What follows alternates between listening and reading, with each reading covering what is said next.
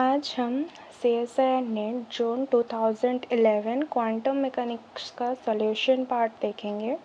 So the first question is, the wave function of a particle is given by psi equals to 1 by root 2 phi naught plus iota phi 1, where phi naught and phi 1 are the normalized eigenfunctions with energies given a E naught and E1 corresponding to the ground state and first excited state.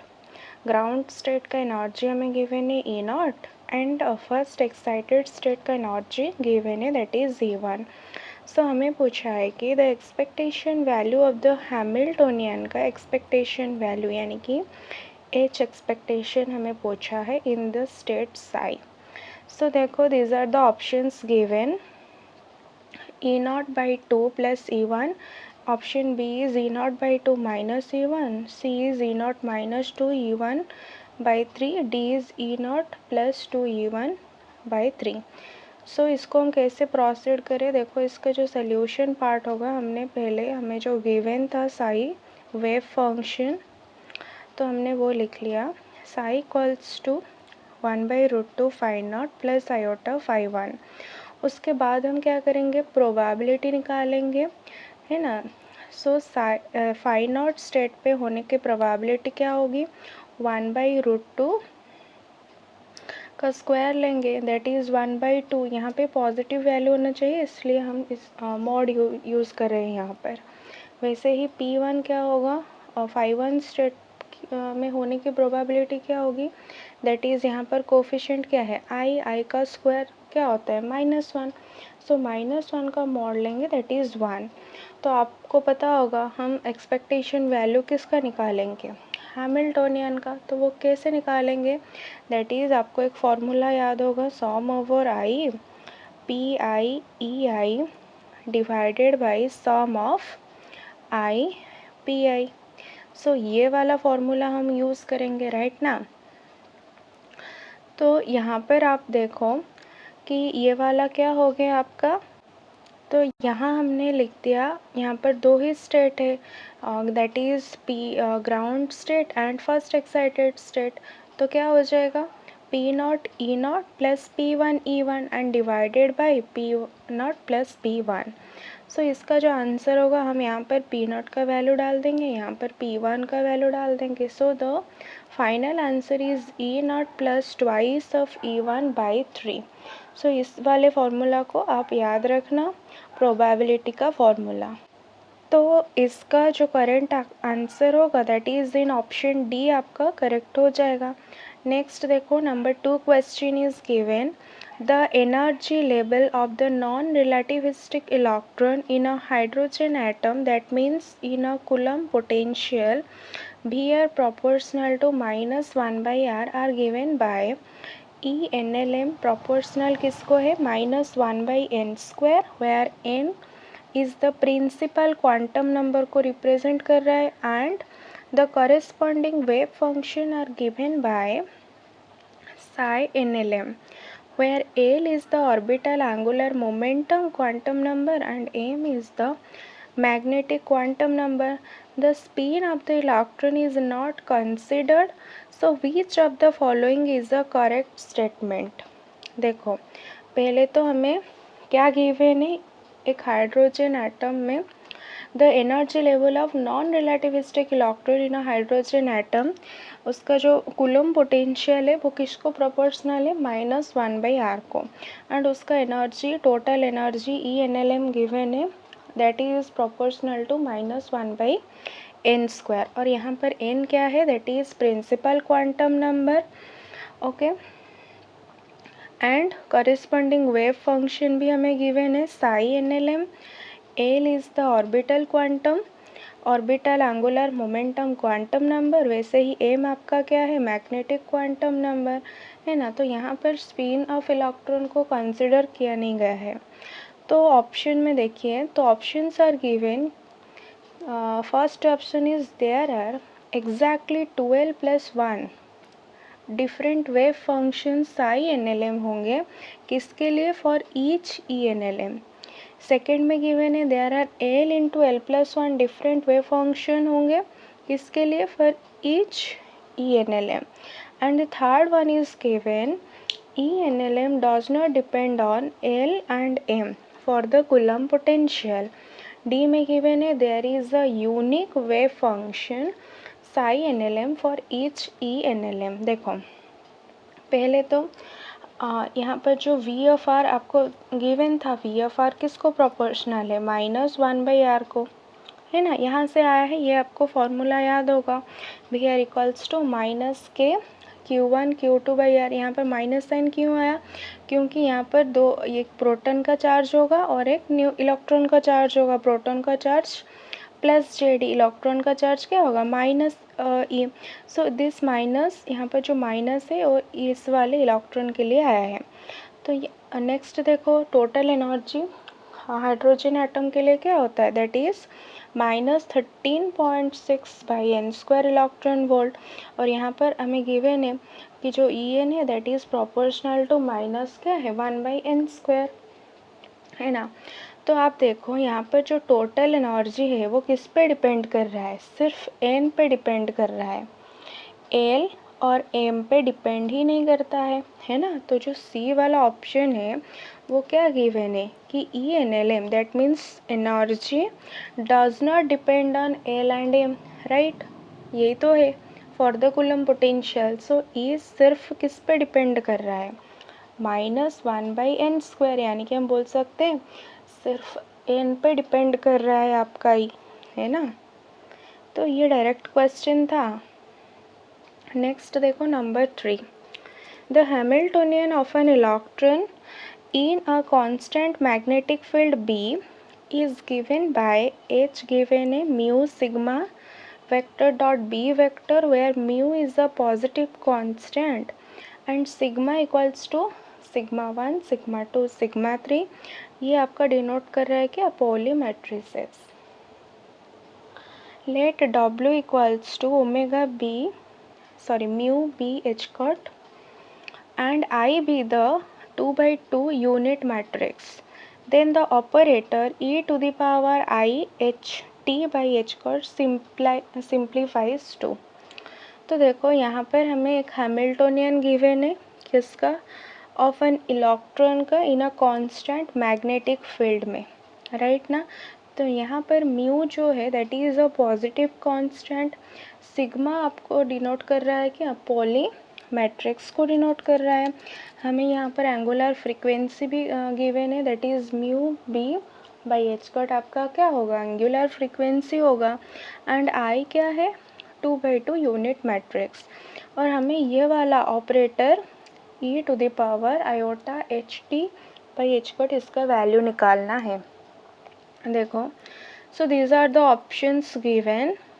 तो इसका answer कैसे होगा? तो ये वाला हमें given था, right. तो यहाँ पर एक फॉर्मूला यूज़ होगा, इसको आप याद रखना। देखो ये वाला formula, e to the power iota sigma vector dot n cap theta अगर होगा तो वो क्या हो जाएगा? I cos थीटा, I एक 2/2 यूनिट मैट्रिक्स है, plus iota sigma vector dot n cap sine theta होगा, है ना। इसको याद रखना, ये वाला आइडेंटिटी हम यहाँ पे यूज़ करेंगे। तो हमें इसका वैल्यू पूछा है ना, तो इसको हम ऐसे भी लिख सकते हैं। देखो यहाँ पर हमने h का वैल्यू रख लिया एक्सपोनेंशियल आयोटा, यहाँ पर h का वैल्यू आ गया t by H cut, right. और यहाँ पे देखो हमने क्या किया?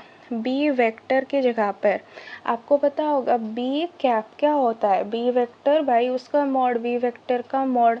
सो इंस्टेड ऑफ b वेक्टर हम इन दोनों का मल्टीप्लिकेशन लिख देंगे, दैट इज़ v वेक्टर का मॉड b कैप, है ना।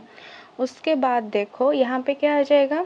Sigma vector dot b cap आ जाएगा, बाकी बाहर आ जाएगा mu B T by H cut, ये आपका हो गया कांस्टेंट पार्ट।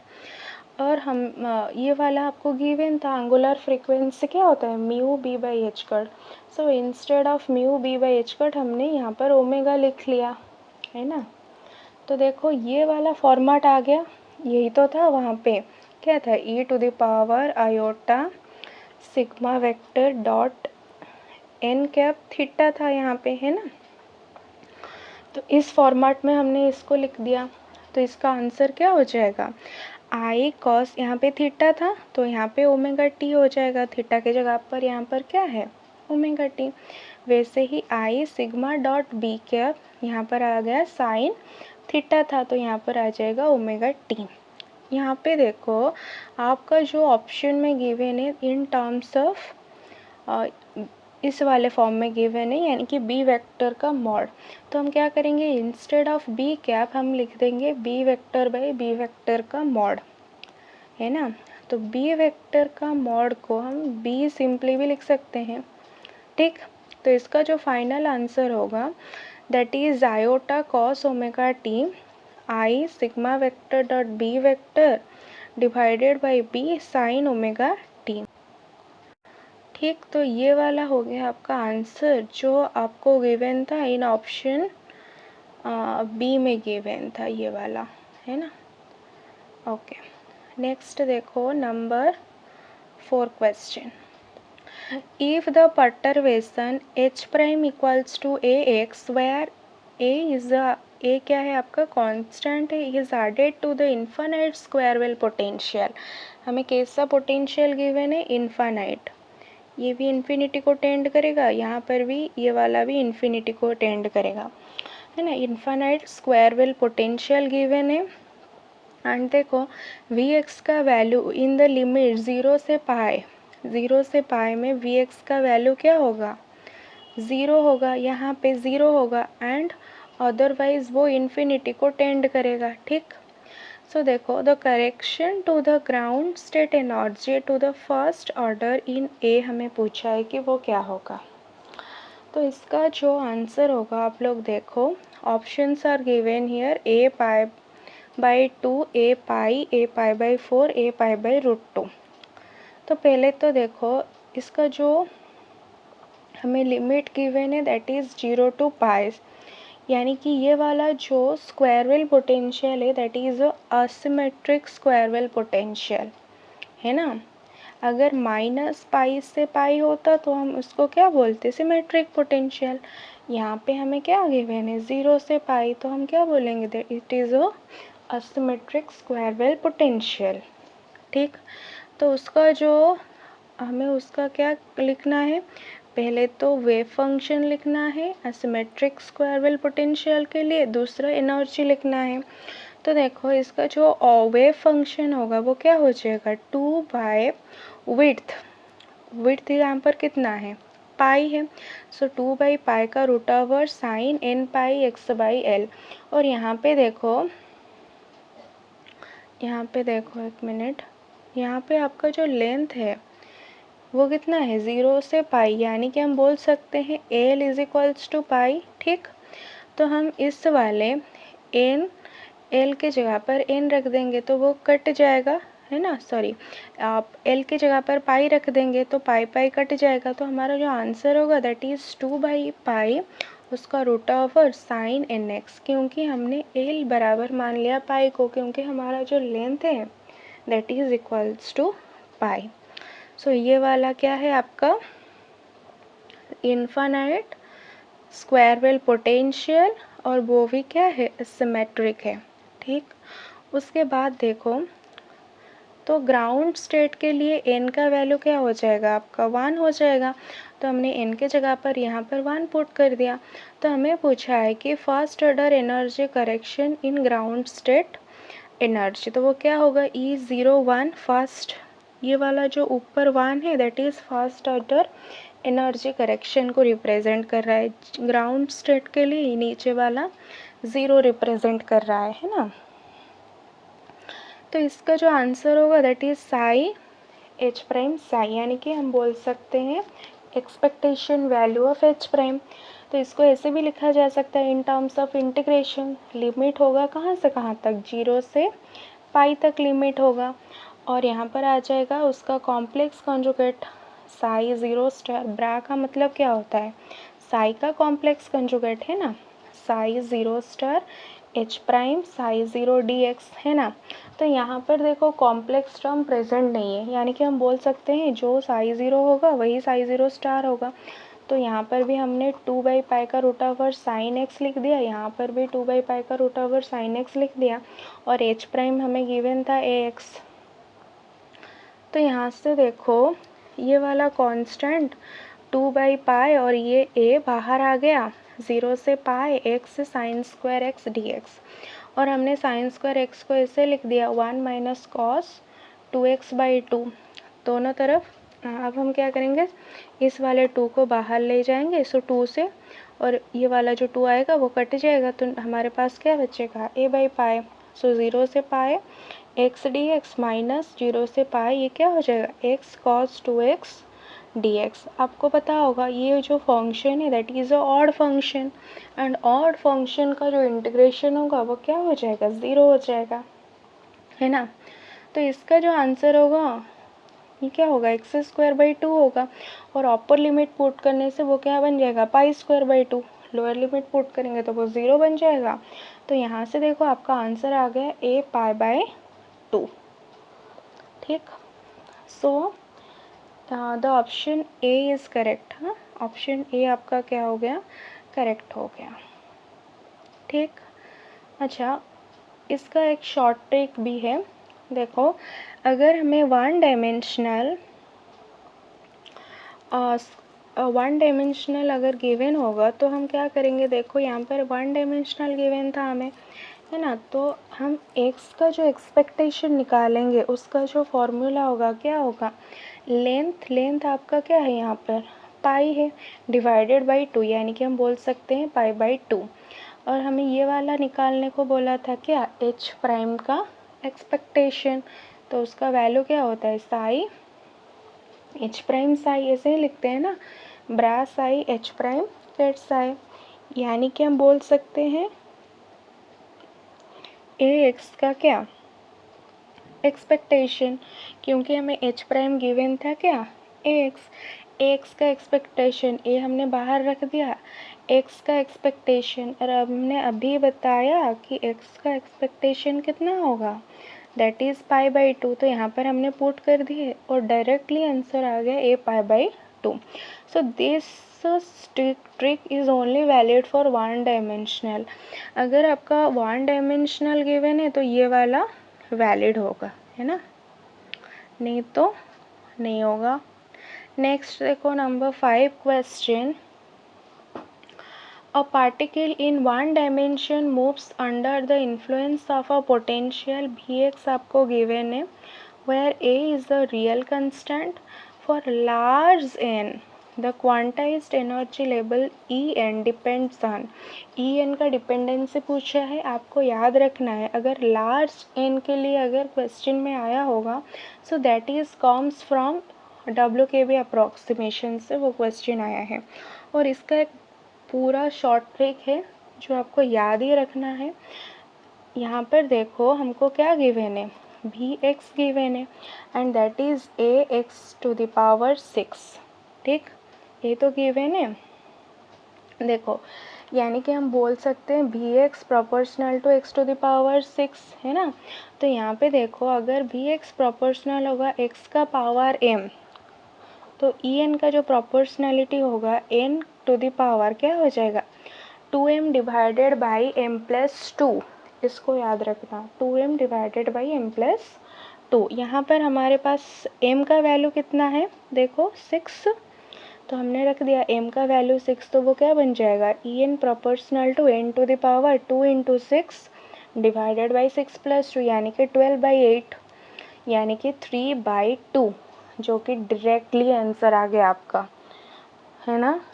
तो इसको आप याद रखना, नहीं तो अगर आप पूरा मेथड से इसको सिंप्लीफाई करेंगे तो ये इसका आंसर होगा। देखो सो Vx इक्वल्स टू हमें जो गिवन था एच हमें पता है that is kinetic energy plus potential energy, है ना, ये वाला जो पोटेंशियल हमें गिवन था, सो टोटल एनर्जी इसको लिख सकते हैं kinetic energy plus potential energy. इसमें से हमने किसका वैल्यू निकाल दिया, Px का वैल्यू निकाल दिया, है ना, ये वाला आ गया आपका Px का value. So according to WKB approximation में आपका क्या होता है, जो Pdx होता है वो अप्रोक्सीमेटली इक्वल्स किसको होता है NH को, यानी कि हम बोल सकते हैं कि integration of Pdx is proportional to n। तो यहाँ पर p का वैल्यू हमने रख दिया, dx वो किसको प्रोपोर्शनल होगा, n को। देखो इस वाले इंटीग्रल को हम विदाउट सॉल्यूशन हम इसका वैल्यू भी निकाल सकते हैं। देखो कैसे, हमने अभी बताया कि जो टोटल एनर्जी होगा that is the sum of kinetic energy plus potential energy. So इस वाले E को यहाँ पे हमने डिवाइड कर दिया, यहाँ पे डिवाइड कर दिया, तो यहाँ पर 1 रहा। तो अभी देखो इस वाले A को मैं यहाँ पे ले ऐसे भी लिख सकती हूँ E/A, ठीक। उसके बाद हम क्या करेंगे, 8 अगर मैं px इक्वल्स टू 0 लूँगी तो x का वैल्यू मुझे मिलेगा। वैसे ही अगर मैं x को 0 लूँगी तो मुझे px का वैल्यू मिल जाएगा, है ना। यानी कि हम यहाँ पर एक जो इलिप्स बना सकते हैं, है ना। तो इलिप्स का जो ये वाला पॉइंट आया at px equals to 0, x का वैल्यू क्या आया, ये वाला पॉइंट E/A पावर 1/6, और ये वाला पॉइंट हो जाएगा आपका नेगेटिव में। वैसे ही अगर हम x को 0 रखेंगे तो यहाँ पर px का वैल्यू आ जाएगा दैट इज़ √2me, और यहाँ पे उसका नेगेटिव आ जाएगा, है ना। उसके बाद देखो हम अभी निकालेंगे एरिया ऑफ इलिप्स। आपको पता होगा एरिया ऑफ इलिप्स क्या होता है, हाफ ए बी, यानी कि हाफ इंटू सेमी, ये वाला हो गया आपका मेजर एक्सिस और ये वाला हो गया माइनर एक्सिस, है ना। तो इन दोनों का मल्टीप्लिकेशन करेंगे और वो डायरेक्टली प्रोपोर्शनल होगा किसको, n को। तो अब बोल सकते हैं यहाँ पे आएगा e का पावर, देखो यहाँ पे आएगा e का पावर 2/3, यहाँ से देखो e का पावर 1/2 आएगा, यहाँ पे 1/6, तो वो बन जाएगा 2/3, n को प्रोपोर्शनल होगा। तो हम बोल सकते हैं e प्रोपोर्शनल किसको होगा, 3/2 को, n टू द पावर 3/2 को। सो ये हो गया आपका पूरा प्रोसीजर से आप कैसे करेंगे, नहीं तो आप शॉर्ट ट्रिक भी लगा सकते हैं। तो इसका जो आंसर हो जाएगा ऑप्शन डी करेक्ट हो जाएगा, है ना। ओके, नेक्स्ट देखो नंबर 6 का ए वाला part. In a system consisting of 2 spin है particles labeled 1 and 2, let S1 is equal to h cut by 2 sigma 1 and S2 equals to h cut by 2 sigma 2 denote the corresponding spin operators को denote कर रहे हैं। So sigma 1 sigma 2 are the Pauli matrices, है ना। Sigma equals to sigma x sigma y sigma z and sigma x sigma y sigma z are 3 Pauli matrices in the standard basis matrices for the operator Sx1 Sy2 and Sy1 Sx2। so देखो आप these are the options given here, है ना। सो ये सब आपका options given है। Next देखो इसका सोल्यूशन कैसे होगा। आपको पता होगा पॉली मैट्रिसेस सिग्मा 1 और you can also say sigma x क्या है 0 1 1 0, सिग्मा 2 क्या हो जाएगा 0 माइनस आयोटा आयोटा 0, है ना। तो हमें क्या निकालना है, इन दोनों का प्रोडक्ट यानी कि Sx1 Sy2 निकालना है। देखो तो क्या होगा, आपको पता है Sx जो होता है दैट इज़ अब 1 भी बोल सकते हैं, वो क्या होगा h×y2 सिग्मा x1, है ना।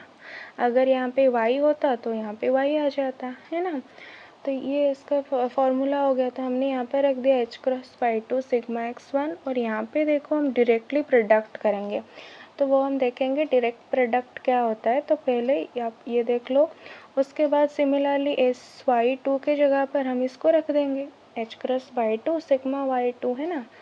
उसके बाद देखो हमने सिग्मा x1 का वैल्यू यहाँ पे रख दिया, सिग्मा y2 का वैल्यू यहाँ पे रख दिया। अब हम क्या करेंगे, इसको डायरेक्ट प्रोडक्ट करवाएंगे।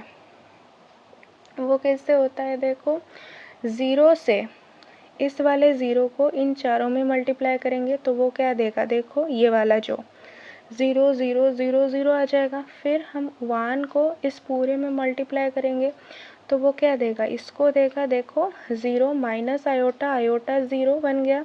फिर ये वाले 1 को इन चारों में से मल्टीप्लाई करेंगे तो हमें ये वाला टर्म मिलेगा 0 माइनस आयोटा आयोटा 0। फिर नीचे वाला जो 0 है इसको भी हम चारों टर्म से मल्टीप्लाई करेंगे तो हमें इस वाले 4 ज़ीरोस मिल जाएंगे, है ना। तो ये हो गया आपका आंसर, दैट इज़ h²/4 और ये वाला पार्ट आएगा, राइट। तो इसको याद रखना, ये आ रहा है यहाँ पर minus iota, iota minus iota, और यहाँ पर क्या है, आयोटा।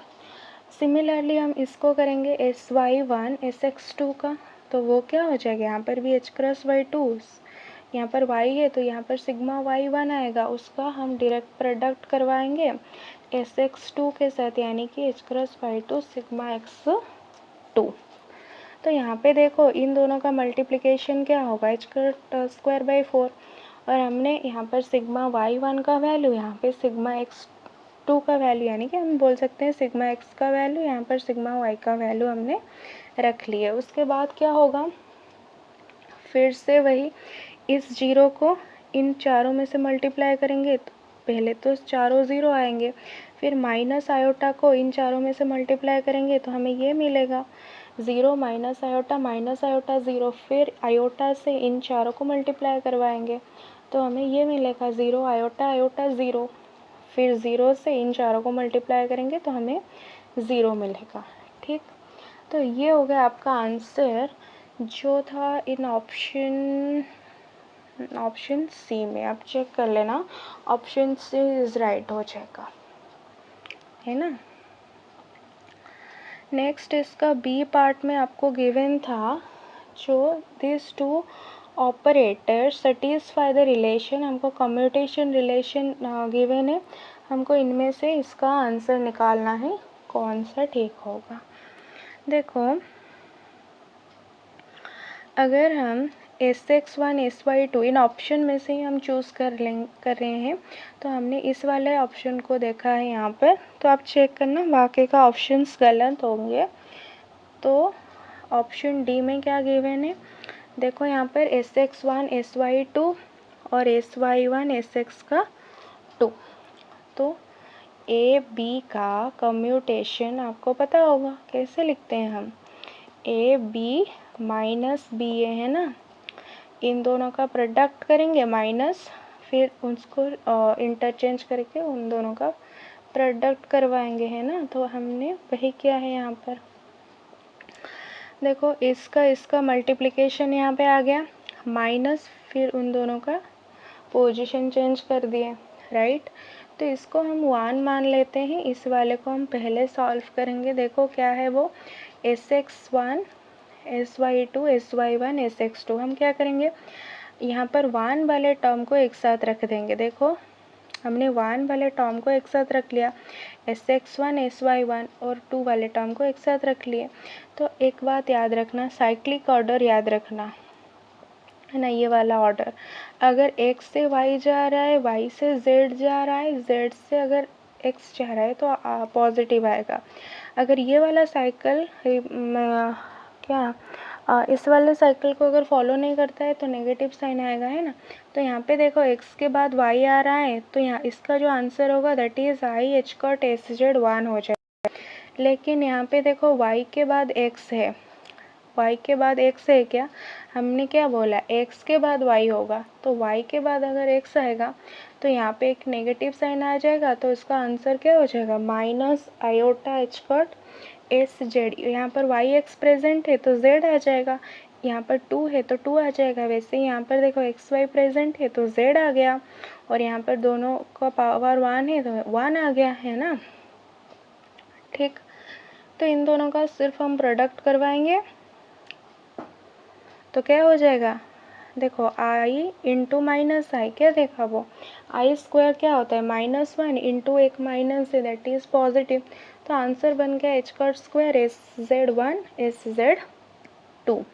वैसे ही जो सेकंड वाला था, इस वाले पार्ट को भी हम निकाल लेंगे। देखो sy1 sx2 sx1 sy2, वैसे ही हम क्या करेंगे, 1 के पास 1 लाएंगे, 2 के पास 2 लाएंगे। यहाँ पे देखो yx, y के बाद x होगा क्या, नहीं ना, ये वाला गलत है, तो यहाँ पे नेगेटिव साइन आ गया, ये वाला जो साइक्लिक को मेंटेन नहीं करता है। तो यहाँ पे देखो yx प्रेजेंट है तो z आएगा, पावर 1 है तो 1 लिख दिया। तो यहाँ पे देखो वैसे ही x के बाद y आ रहा है तो यहाँ पे पॉजिटिव आएगा, i h/ एस जेड और यहाँ पे पावर 2 है तो 2 आ गया। ठीक, नेक्स्ट हम क्या करेंगे, दोनों का मल्टीप्लिकेशन करवाएंगे तो माइनस आयोटा इंटू आयोटा, वो क्या देगा, पॉजिटिव वैल्यू, और एच कट स्क्वायर आएगा SZ1 SZ2। देखो दोनों का वैल्यू बराबर है तो आंसर 0 आएगा ना, यानी कि ये जो दो वैल्यू है, ये दो SX1 SY2 SY1 SX2, ये दो क्या कर रहे हैं, कम्यूट कर रहे हैं। ठीक, ओके, तो ये वाला आपका ख़त्म हो गया 2011 क्वांटम मैकेनिक्स का पार्ट है ना, जून का। तो नेक्स्ट हम देखेंगे नेक्स्ट लेक्चर में 2011 दिसंबर का पार्ट है ना। अगर कुछ डाउट होगा तो आप पूछना। ठीक, ओके, थैंक यू।